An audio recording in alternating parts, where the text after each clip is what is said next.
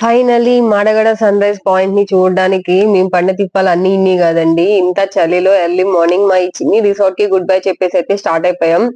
అరకులో early morning bike riding అనేది అంత ఈజీ కాదు. ఎక్స్‌ట్రీమ్ కోల్డ్ ఉంటుంది. ఎంత కోల్డ్ ఉంటుందంటే మీ ఫింగర్స్ తో ఈవెన్ మీ మొబైల్ ని కూడా మీరు ఆపరేట్ చేయడం చాలా కష్టంగా ఉంటుంది.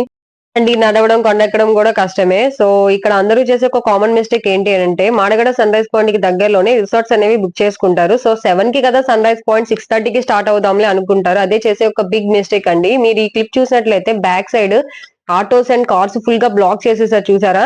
దాని వల్ల అందరూ సన్ రైజ్ పాయింట్ ని మిస్ అయ్యారు. సో, లోపలికి బైక్స్ అనేవి ఇంకా లేదు. మొత్తం ఫుల్ బ్లాక్ అయిపోయింది. సో దాని వల్ల అందరూ అక్కడ నుంచి 2 కిలోమీటర్స్ నడవాల్సి వచ్చింది. సో అందరూ జస్ట్ సన్ రైజ్ పాయింట్ అయితే చాలా మంది మిస్ అయ్యారు. సో మీకు అలా అవ్వకూడదు అంటే మాత్రం మీరు ఖచ్చితంగా 5:30 లోపే మాడగడ సన్ రైజ్ పాయింట్ కి సంబంధించిన పార్కింగ్ దగ్గర ఉండేలా చూసుకోండి. ఎందుకనంటే మొత్తం అరకు ట్రిప్ లో వర్తి అంటే మాత్రం ఇదేనండి. ఇది చూడకపోతే నాకు తెలిసి అసలు అరకు ట్రిప్పే వేస్ట్. సో ఖచ్చితంగా కొంచెం ముందుండేలా చూసుకోండి. లుక్ ఎట్ దట్, అసలు ఆ సన్ రైజ్ పాయింట్, ఆ మేఘాల పుంత, ఇది వీడియో కన్నా కూడా రియల్ గా ఎక్స్పీరియన్స్ చేస్తేనే ఆ అనుభూతి మనకు అర్థమవుతుంది. ఇది నిజంగా రియల్ టైమ్ ఎక్స్పీరియన్స్ చాలా బాగుంటుంది.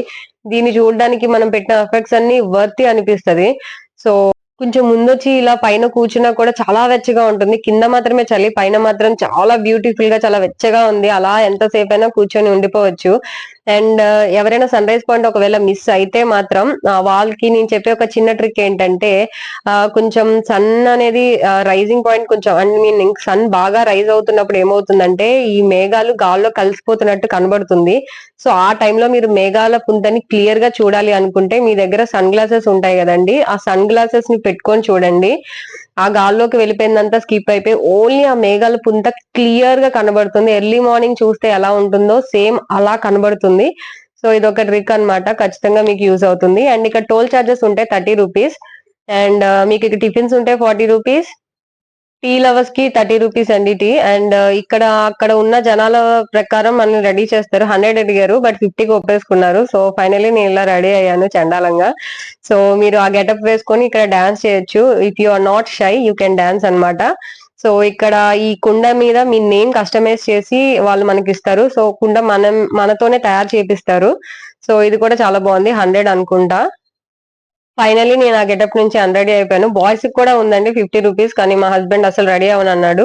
పంచెలాగలా కడతారు. అండ్ ఈ ఉయ్యాళ్ళు ఫ్యామిలీకి అయితే 160, సింగిల్ పర్సన్ కి 30 రూపీస్. ఇదిగోండి ఇలా ఉంటుంది. చాలా బాగుంది.